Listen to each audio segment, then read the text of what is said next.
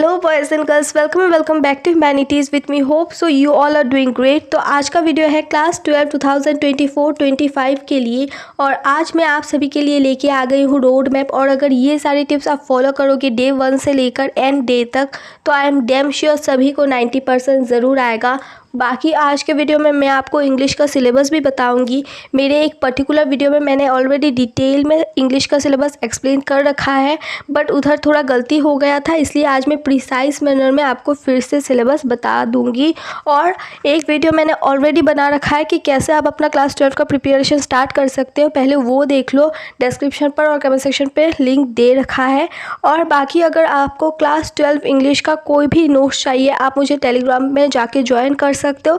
उधर मैं आपको सब कुछ प्रोवाइड कर दूंगी, लिंक डिस्क्रिप्शन पर और कमेंट सेक्शन में मिल जाएगा। तो अभी देखो, सबका क्लास 11 खत्म हो चुका है, अभी आप क्लास 12 में आ चुके हो। तो सबसे इम्पॉर्टेंट ये है कि आप इस साल बोर्ड देने वाले हो।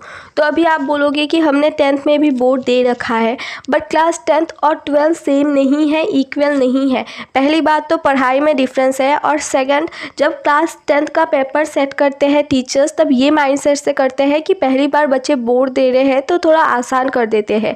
बट 12th में ये माइंडसेट नहीं होता है, तो 12th का पेपर आसान नहीं होने वाला है। आसानी में बिल्कुल भी नहीं रहना है, अभी से प्रिपरेशन स्टार्ट कर दो, ठीक है। फिर नेक्स्ट देखो सिलेबस। बहुत बच्चों को सिलेबस मिड से पता चलता है, जो बहुत बड़ी गलती होती है। अभी से सिलेबस निकल गया है, आउट हो गया है, सारे सब्जेक्ट्स का आपको सिलेबस मिल जाएगा सीबीएसई के वेबसाइट में, आप वहाँ से डाउनलोड कर सकते हो। बाकी मैंने इंग्लिश का सिलेबस बता रखा है, आज के वीडियो में भी बताऊंगी। इसके लिए आपको एंड तक मेरे साथ ही रहना है। और अगर कोई भी सिलेबस में आपको समझ नहीं आ रहा है तो आप मुझे कमेंट करके बता देना, मैं आपको समझा के दे दूंगी। अभी आगे देखो, अगर आपको सिलेबस पता होगा तो आप रियल प्लान्स बना पाओगे। रियल प्लान्स यानी कि ये नहीं कि आप एक दिन में 5 सब्जेक्ट्स कर जाओगे। 5 सब्जेक्ट्स टोटल होता ही है, और ये नहीं होगा कि आप एक दिन में 5 सब्जेक्ट्स कर लोगे, ये होगा एक फेक प्लान। रियल प्लान क्या होता है कि आप एक दिन में 2 सब्जेक्ट करोगे, साथ ही साथ आप रिवीजन भी करोगे, ये होता है रियल प्लान। और रियल प्लान तभी आप बना पाओगे जब आपको सिलेबस पता होगा। तो सिलेबस जानना बहुत ज़्यादा ज़रूरी है। अगर आपको नहीं पता था कि सिलेबस आ गया है तो अभी से देख लो। फिर नेक्स्ट देखो, हाउ टू स्टार्ट क्लास 12 वाले में मैंने आपको बता रखा है कि क्लास 12 में आपको स्कूल को भी साथ लेके चलना है। तो ये दिमाग में रख लो कि एक कदम हम आगे चलेंगे स्कूल से, या फिर स्कूल के साथ चलेंगे, स्कूल के पीछे हमको बिल्कुल भी नहीं रहना है। और जब स्कूल में टीचर्स एक्सप्लेन करेंगे तब आपको नोट्स भी बनाना है, और घर पर आके उस नोट्स का रिवीजन लगाना है, रिवाइज करना है, सेल्फ स्टडी करना है आपको, ठीक है। तो अभी ये देख लेते हैं कि इस साल मेरे चैनल पर किस तरह का वीडियोस आएगा, किस पैटर्न में मैं डालूंगी। तो पहले तो एक्सप्लेनेशन का वीडियो आएगा, फिर होगा एमसीक्यू। इंग्लिश में सभी चैप्टर के सेम होंगे, ठीक है, इस पैटर्न में आएगा। पहले मैं एक्सप्लेनेशन का वीडियो डालूंगी, फिर एमसीक्यू, फिर होगा इंपॉर्टेंट क्वेश्चन आंसर, और लास्ट में होगा पीवाईक्यूज का वीडियो। तो एक चैप्टर में आपके पास 4 वीडियोस हो जाएगा। तो मैं ये नहीं बोल रही हूँ कि एक दिन में एक ही वीडियो आएगा, ये भी हो सकता है कि एक दिन में 2 वीडियो आ जाए, जैसे कि एक्सप्लेनेशन का और एमसीक्यू का। तो अभी देखो, आप क्लास 12 में आ चुके हो, तो एक फिक्स टीचर ढूंढ लो। आई नो कि आप स्कूल जाते हो प्लस ट्यूशन भी जाते हो, बट आई गेस आप यूट्यूब से भी पढ़ते हो, तो वो वाला टीचर एक फिक्स ढूंढ लो पूरे सेशन के लिए, जिस टीचर से आप पहले दिन से एंड डे तक पढ़ोगे। क्योंकि ये बहुत ज़्यादा इम्पॉर्टेंट है, बार बार टीचर चेंज करने से आपका माइंड भी चेंज रहेगा, और पढ़ने का टेक्निक भी सारे टीचर का एक नहीं रहेगा। तो सारे सब्जेक्ट के लिए एक पर्टिकुलर टीचर ढूंढ लो। 5 सब्जेक्ट है आपका, 5 के लिए 5 टीचर ढूंढ लो।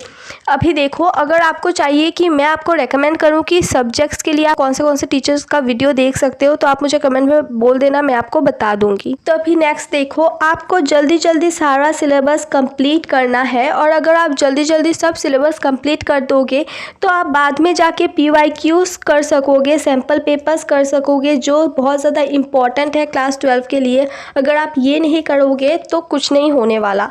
नेक्स्ट देखो, प्रोक्रेस्टिनेट नहीं करना है, यानी कि डिले नहीं करना है। रोज़ का काम आपको रोज़ करना है, चाहे वो पढ़ाई का हो, स्टडी का हो, ट्यूशन का हो, या फिर यूट्यूब लेक्चर का हो। रोज़ का काम आपको परोस करते हुए जाना है और आपको ये सोचना नहीं है कि आपके पास पूरा सेशन है, पूरा 1 साल है। आपको ये सोचना है कि आपके पास कुछ ही मंथ्स बाकी है, उस अकॉर्डिंग आपको प्रिपरेशन करना है, जल्दी जल्दी कंप्लीट करना है ताकि आप जाके बाद में रिवाइज कर पाओ। तो अभी जल्दी जल्दी सिलेबस क्या है इंग्लिश का वो भी देख लेते हैं हम। तो अभी देखो क्लास 12 इंग्लिश का सिलेबस 1 पेपर होगा आपका, 80 मार्क्स आपको करना होगा, लिखना होगा, प्लस 20 मार्क्स आपको स्कूल से मिल जाएगा। सो टोटल होगा 100 मार्क्स। और मैं आपको पहले ये बता दूं कि क्लास 12 इंग्लिश में ग्रामर नहीं होता है, सो आपके पास 3 सेक्शंस होगा। तो अभी देखो सेक्शन ए में होता है रीडिंग स्किल्स, तो सेक्शन ए होगा 22 मार्क्स का। रीडिंग स्किल्स में होता है कंप्रीहेंशन यानी कि अनसीन पैसेज। तो इस साल आपके पास 2 अनसीन पैसेज होगा, पहले वाला होगा 12 मार्क्स का और नेक्स्ट होगा 10 मार्क्स का जो होगा केस बेस्ड। सो 10 + 12 हो जाएगा 22।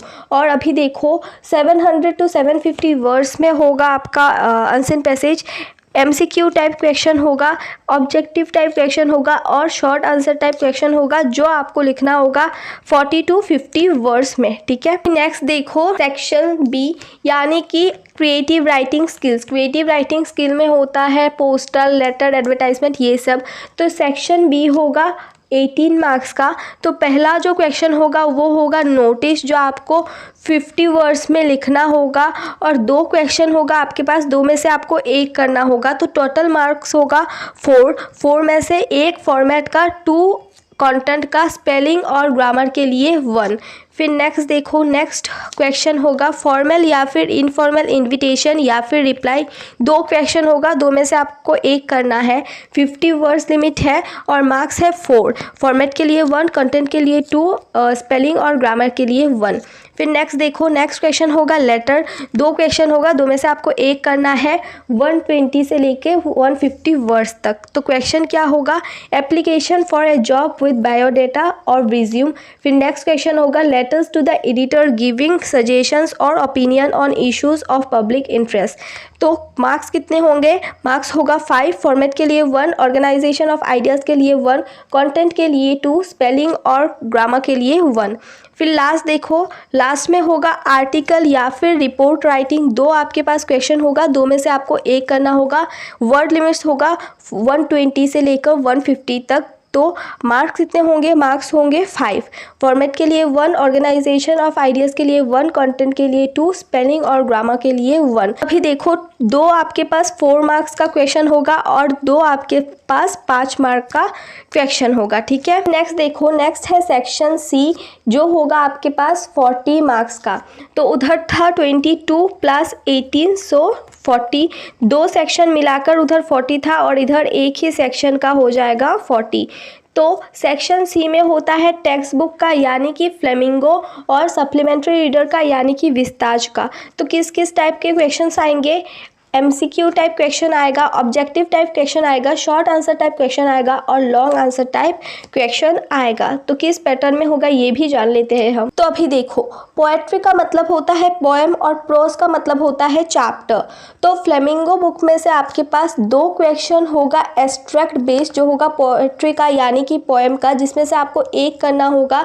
सो मार्क्स होगा 6। एंड देन विस्ताज बुक में से आपके पास 2 एब्स्ट्रैक्ट बेस्ड क्वेश्चन होगा जो होगा पोएट्री का, उसमें से आपको 1 करना होगा, मार्क्स होगा 4। फिर नेक्स्ट फ्लेमिंगो बुक में से आपके पास 2 एब्स्ट्रैक्ट होगा प्रोज का, जिसमें से आपको 1 करना होगा, मार्क्स होगा 6। फिर नेक्स्ट देखो, फिर नेक्स्ट फ्लेमिंगो बुक में से क्वेश्चन होगा जो होगा short answer type question, poetry में से हो सकता है और प्रोज में से भी हो सकता है, जो होगा word limit 40 to 50 words. 6 questions होंगे, 6 में से आपको 5 करना होगा। एक क्वेश्चन होगा 2 मार्क्स का, तो 5 × 2 = 10। ठीक है, अभी नेक्स्ट देखो, नेक्स्ट विस्ताज बुक में से आपके पास होगा क्वेश्चन प्रोज का जो होगा शॉर्ट आंसर टाइप, आपको 40 to 50 वर्ड्स में करना होगा। 3 क्वेश्चन होगा, 3 में से आपको 2 करना होगा जिसका मार्क होगा, एक क्वेश्चन का मार्क होगा 2, सो 2 × 2 = 4। अभी नेक्स्ट देखो, नेक्स्ट है आपके पास फ्लेमिंगो बुक में से पोएट्री या फिर प्रोज आएगा आपके पास लॉन्ग आंसर टाइप क्वेश्चन जो आपको लिखना होगा 120 से लेकर 150 वर्ड्स तक। आपके पास 2 क्वेश्चंस होगा, 2 क्वेश्चंस में से आपको 1 करना होगा और उसका मार्क होगा 5। ठीक है, अभी लास्ट देखो, लास्ट आपके पास विस्ताज बुक में से एक क्वेश्चन आएगा जो होगा लॉन्ग आंसर टाइप क्वेश्चन। 120 से 150 वर्ड्स तक आपको लिखना होगा। 2 क्वेश्चंस हो गए, 2 क्वेश्चन में से आपको एक क्वेश्चन करना होगा जिसका मार्क होगा 5। ठीक है, तो अभी जल्दी जल्दी देख लेते हैं कि कौन सा चैप्टर आने वाला है। तो आपके पास 2 बुक है क्लास 12 में, एक है आपके पास फ्लेमिंगो और दूसरा है आपके पास विस्ताज। तो अभी देखो, जैसे कि मैंने बोला कि प्रोज यानी कि चैप्टर और पोएट्री यानी कि पोएम। ठीक है, तो फ्लेमिंगो बुक में आपके पास दोनों प्रोज और पोएम होगा, बट विस्ताज बुक में आपके पास सिर्फ प्रोज होगा यानी कि सिर्फ चैप्टर्स होगा। ठीक है, तो अभी देखो फ्लेमिंगो बुक में से कौन से चैप्टर्स आएंगे। पहले प्रोज देख लेते हैं। इधर 3 चैप्टर है। ठीक है, पहला है द लास्ट लेसन, फिर है लॉस्ट स्प्रिंग, फिर डीप वाटर, फिर the red trap, Indigo, poets and pancakes, the interview, going places. तो टोटल हो गए इधर 8 चैप्टर्स। तो अभी पोएट्री कितने होंगे। My mother eight 66, keeping quiet, a thing of beauty, A road side stand, और लास्ट में होगा अन जेनिफर्स टाइगर। तो इधर हो गया आपके पास 5। सो 8 + 5 = 13। ठीक है, 13 होगा आपके पास फ्लेमिंगो बुक में से। फिर देखो विस्ताज बुक में से कौन सा चैप्टर होगा। The third level, the tiger king, journey to the end of the earth, the enemy on the face of it, ये एक चैप्टर है। और मेमोरीज ऑफ चाइल्डहुड, इधर 2 चैप्टर्स है और इसके लिए ही मुझे वीडियो बनाना पड़ रहा था। प्रिंटिंग मिस्टेक के कारण मैंने भी नहीं देखा था कि 2 चैप्टर्स है, इसलिए मैंने बोला नहीं था। तो अभी देखो on the face of it ये एक चैप्टर है और मेमोरीज ऑफ चाइल्डहुड इसके साथ ये 2 पार्ट्स है। ठीक है, the cutting of my long hair और we too are human beings. तो अभी समझ आ गया। तो इधर टोटल होगा आपके पास 6 चैप्टर्स। सो उधर था 13 और इधर 6, तो टोटल हो गए 19 चैप्टर्स दोनों बुक मिलाकर। ठीक है, तो अभी इंटरनल असेसमेंट भी देख लेते हैं।